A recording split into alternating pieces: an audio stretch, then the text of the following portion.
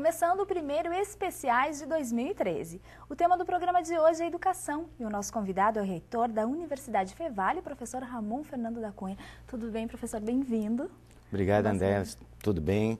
É um prazer estar aqui contigo, os telespectadores da TV Fevale. Prazer é nosso. Vamos iniciar aí falando, professor, sobre as instituições de ensino comunitárias.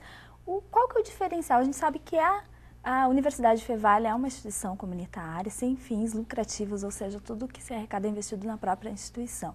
Quais são os diferenciais entre as instituições públicas, privadas e comunitárias? Bem, uma das características principais tu já colocas, né, que tudo que é gerado de recurso na universidade comunitária, nas instituições comunitárias, são aplicados, reinvestidos na própria instituição. Essa é uma condição que está posta em lei, inclusive, e que as instituições comunitárias acabam assumindo esse compromisso. A universidade pública, que tem recursos públicos para se manterem, não cobram mensalidades, tem essa característica, né, de a geração de recursos ser orçamento ou da União, ou do Estado, ou dos municípios. E as comunitárias não, elas têm um caráter público, porque também tem uma relação muito intensa com a comunidade, assumem muitas vezes o papel de uma instituição pública, aonde a instituição pública não se faz presente, também na relação com as prefeituras, com os governos diversos, né? Não substitui, assume o papel eventual, isso é muito importante salientar. E a universidade particular é aquela que gera resultados para remunerar o capital investido, né, que funciona como uma empresa. Pessoas aportam recursos, constituem como negócio e geram resultados, e esse resultado algumas vezes é reinvestido, claro, como toda empresa normal, né, uma empresa comum, e também tem o compromisso de gerar resultados para pagar dividendos, e remunerar o capital. Então essa é a grande diferença que existe entre a comunitária e a particular, né? Que a particular tem o interesse de gerar resultados para remunerar capital. Na universidade comunitária, os recursos gerados, né, os resultados gerados, são reinvestidos quando existem sobras. Aí o senhor estava falando da aproximação da universidade comunitária com a própria comunidade, né? Daria para dizer que ela é fundamental para o desenvolvimento de uma cidade onde ela está localizada e da região? Em que sentido? A história das instituições comunitárias ela está diretamente relacionada com a necessidade das regiões. Sobremaneira nos anos 60, quando nós tivemos o surgimento da grande maioria das universidades comunitárias, principalmente no Rio Grande do Sul e Santa Catarina, que tem um modelo um pouco parecido, embora em Santa Catarina sejam as fundações municipais. Elas vêm da necessidade das comunidades de qualificação de pessoal, né, sobremaneira na área de educação, formação de professores, e a ausência da universidade pública. As universidades públicas estavam, à época, localizadas nas grandes cidades, ou nas capitais principalmente, e a comunidade em geral, o Estado precisava, né, demandava recursos qualificados para continuar o seu desenvolvimento, para produzir, gerar o seu desenvolvimento e também a educação. Tanta característica desse compromisso com a comunidade que a maioria das universidades comunitárias do Rio Grande do Sul e Santa Catarina surgiram com os cursos de formação de professores. Os cursos são os cursos primeiros que as instituições ofereceram justamente para qualificar as pessoas para a área de educação e diante da ausência da universidade pública, que não conseguia atender a demanda de todo o estado do Rio Grande do Sul, de todo o estado de Santa Catarina. Os nossos estados também não tinham, à época, universidades estaduais, só as federais, e as federais eram localizadas, né, em alguns pontos estratégicos, fazendo com que os outros municípios ficassem com uma carência, né, de pessoas qualificadas, tanto no setor produtivo como na educação. Professor, quais as ações de aproximação, então, da universidade que a Fevale desempenha hoje com a comunidade? O senhor pode citar algumas? A gente sabe que também a comunidade chega até a instituição através de serviços que a própria instituição oferece, né, nos laboratórios, e de que forma as ações também vão até a comunidade, saem da Fevale e vão até a comunidade? Como eu referi num determinado momento, André, as universidades comunitárias, elas têm uma relação muito intensa com a comunidade, elas surgem pelas demandas e necessidades da comunidade e por uma articulação da comunidade. Então, o que se dá é que a universidade acaba cumprindo alguns papéis que o poder público não consegue cumprir na área de educação, na área de assistência social, sobremaneira. E nós temos as universidades comunitárias com uma relação muito intensa com a comunidade, fazendo e de novo, sem substituir o poder público. Porque o poder público, num determinado momento, não consegue atender todas as demandas. Então, a universidade entra atendendo até que o poder público possa assumir. Nós temos um exemplo aqui na Fevale, que é o projeto Criando Ciências de Canudos, que é um projeto que durou muito tempo, e há 2 ou 3 anos a prefeitura assumiu esse papel de oferecer o contraturno escolar, e a Fevale, então, deixou de oferecer aquele projeto, porque o poder público se fez presente e atendeu aquela demanda.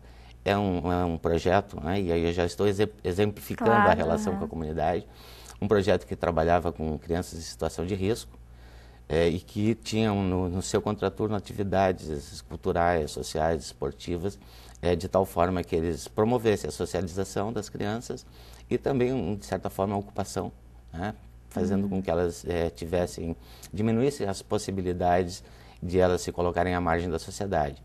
Então, essa é uma questão que as universidades comunitárias, em geral, prestam, um serviço que prestam à comunidade.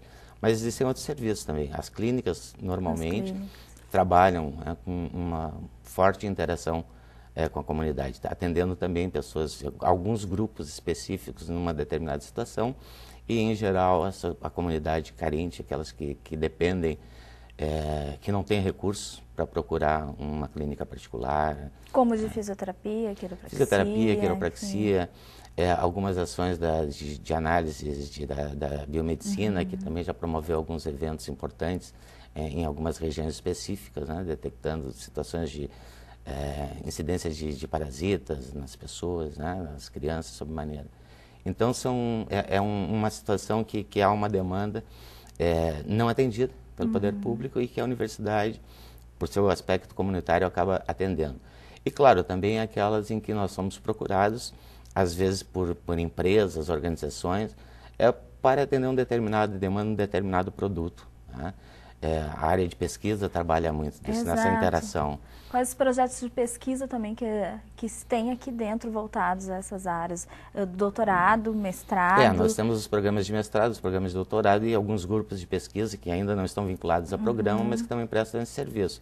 As organizações, na busca de aumentar a sua competitividade, acabam procurando a universidade para estabelecer uma parceria no desenvolvimento de processos ou de produtos, buscando aumentar ou até mesmo permanecer no mercado. Hoje o mercado é extremamente concorrido, nós estamos aqui conversando agora e alguém está fazendo alguma coisa no outro lado do mundo que tem alguma relação com a economia do nosso município. E o que se dá então é isso, a busca das organizações na tentativa de melhorar produtos ou processos, criar coisas novas, no sentido de se garantir no mercado e aumentar a sua competitividade, às vezes também para se lançar num novo mercado. Os programas e alguns programas de qualificação para a exportação que a Fevale desenvolve também são programas que têm atendido sobre o aspecto econômico e que têm reflexos também dos aspectos social. Professor, hoje se fala muito em inovação, O que é inovar e qual a importância de inovar para crescer? Alguns estudiosos do assunto sobre a maneira da questão econômica empresarial têm trabalhado o tema inovação com muita intensidade e definindo, para algumas organizações, a inovação é um determinado tipo, tem um tipo determinada característica.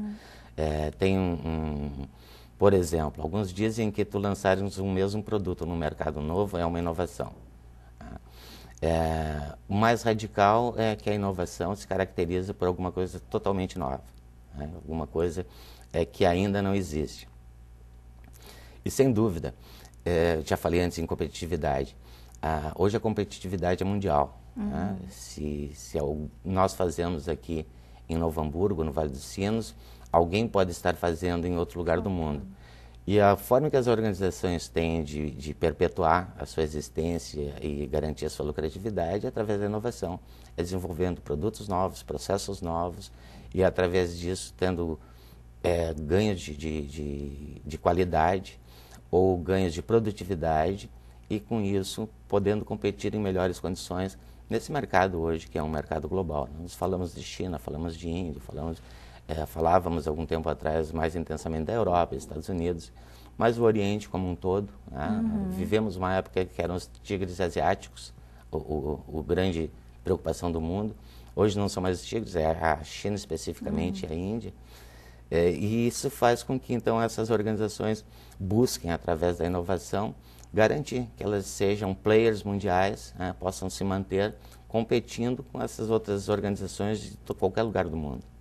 E falando aí em globalização e internacionalização, então, né, a Fevale atualmente tem parcerias com 70 instituições de ensino do mundo, né, Sim. professor?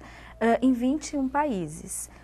Qual que é a importância, então, dessa relação para o desenvolvimento e para a qualificação da própria universidade?